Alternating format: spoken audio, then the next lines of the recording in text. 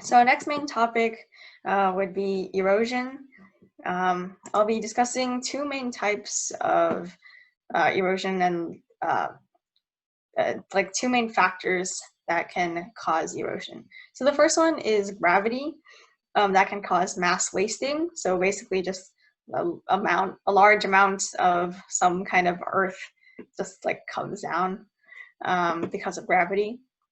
So the first one would be the landslide. So that would be this one right here.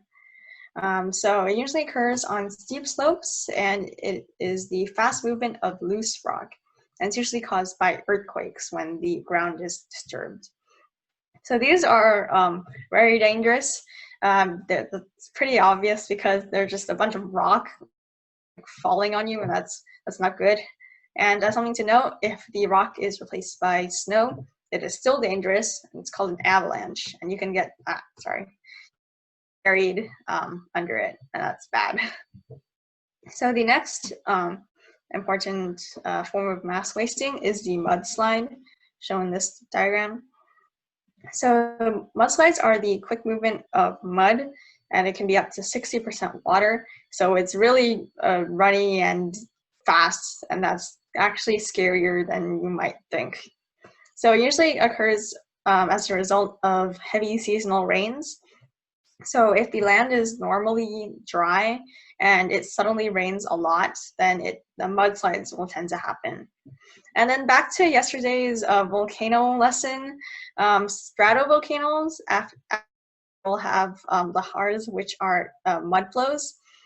So how this works is if the volcano has some form of ice on it and the volcano erupts, and ice will likely melt because of the hot lava, everything that's coming out of the volcano. And then the melted ice will then combine with the ashes from the volcano and will form a kind of mud that goes really quickly. And that is actually very scary. So you can die away from volcanoes than you initially expected. You can die from the actual eruption, or you can die from a mud flow. So that's great. And yeah, just to repeat, this occurs in stratovolcanoes or composite volcanoes. And the next one would be slumps. So this is this diagram here. So slumps occur also on steep, and they are very fast, sudden movements. And the difference between slumps and landslides is that just a chunk of rock just kind of falls. So it looks like you kind of pulled out something from under it, and the top just fell down in one chunk. So it doesn't break apart into like loose rock, it just kind of falls. And slumps happen because the clay-rich bottom soil, so like under it, that becomes soaked in water, so it can no longer support the top, and the top kind of just falls on it. And creeps are the last type of mass wasting. They are kind of the odd ones out.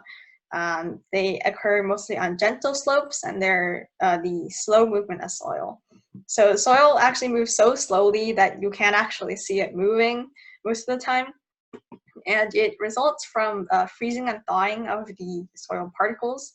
So when a particle is frozen, it kind of gets lifted up. And when it thaws, it goes back down, but in a slightly different place. So that kind of scoots everything down slowly. And as you might think, the steeper the slope, the faster the creep occurs. And this diagram is kind of small, but you can see this like slanted telephone. So that is what happens. That's like evidence for creeps. And I don't know if you can see, but these trees are like wiggly. They're wiggly trunks. You might think like, why are trees wiggly? So then that is actually because trees want to grow up, but if the ground underneath them is curving, or not curving, moving and like going downslope, then they need to like curve to reorient themselves and go straight up again. So that's something interesting to note. And the other form of erosion that I will be talking about today is runoff from water. So basically, this just means that water is flowing over the ground and it is carrying sediments away with it, and that's how the erosion happens. So this is a reason why trees are good, apart from giving out oxygen, is that they actually prevent a lot of, so their roots in and of themselves hold the soil together, but also when water comes, trees help to absorb the water, and that reduces the amount of runoff, so there is less erosion and less nutrients lost. So that is pretty important for maintaining that environment. Because without the trees, there would be a positive feedback loop. So then water will run off and carry more sediments away. And then those sediments, the sediments that are left are like looser. And then so more water can carry more away, and then that's just bad. So I have this relevant meme that for you to enjoy about knee breaking. Okay, and then so runoff goes in this order. So there is a sheet of water initially, and the smallest little water channels are rills, and then they go into gullies, creeks, streams, tributaries, and rivers. These names, they're just names for the different channels for water. So don't worry too much about them, but they're just here so that if you come across them, you know what they mean. And in this diagram, you can see the drainage system. So this one section is called the one drainage basin, and this is another drainage basin, and it is split down the middle.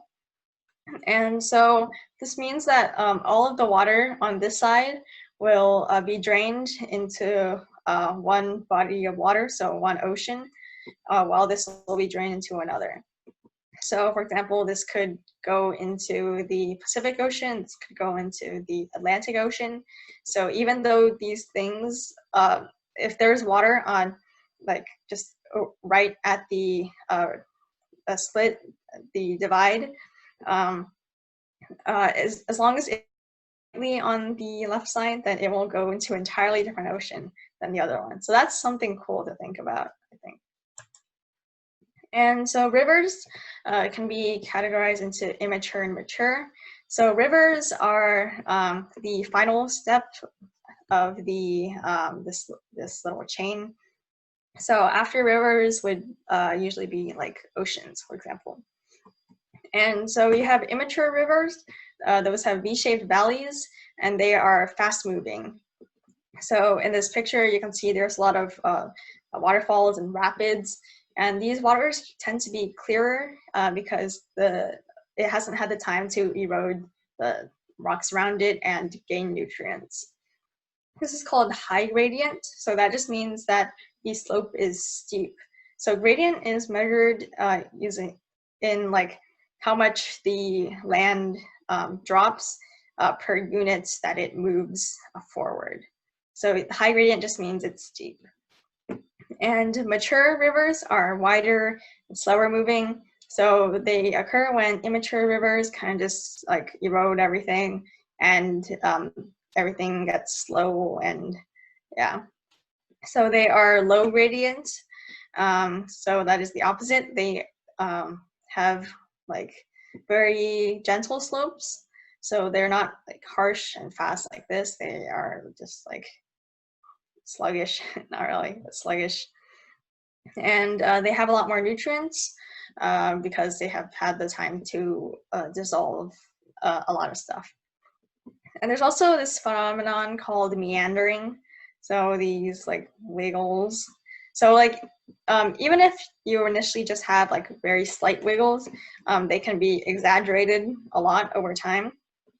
So you can see this is the development of a meander, and eventually that leads to an oxbow lake, where it is kind of just detached from the actual river. So how this works is there's this blue line for the fastest flow of water, and that's just physics. So the water on the outside moves a lot faster. So the outside will erode, and the inside will have sediment deposits because slower water can't carry as like sediments that are bigger, so they kind of just fall out. And so this keeps getting like pushed outwards essentially because the outside is eroded and the inside sediments. So this whole out. And probably the more important part is these bends. So same thing happens. The fast water will erode the sediment in the middle, in between. So eventually that will turn into this when it has been eroded so much that both sides connect. And then sediments will pile up on the inner corners, so here, and that will eventually push the sediments all the way across, and it will detach the oxbow lake. And so the final topic would be river deposition. So there are a few landforms that are related to rivers, but I'm only going to go over these two because I felt that they were easy to confuse with each other. So the alluvial fan is shown here. It results when a river is going on a steep slope, so it's fast, and then it suddenly hits a plateau, which is like flat land. So river goes like wee, and then it suddenly hits flat land, and then it slows down a lot. So then there are a lot of sediments that are deposited because it can no longer carry them. So that's why it kind of just fans out, and there's a bunch of sediment that's left behind. And then deltas are like, they have the same, it's like the same concept, except it's just when rivers enter slower stagnant water. So for example, an ocean. So the river is much faster, and when it hits the stagnant water, so the water is like pretty much not moving, it suddenly slows down, and it'll also deposit these sediments because it no longer has the energy to carry them.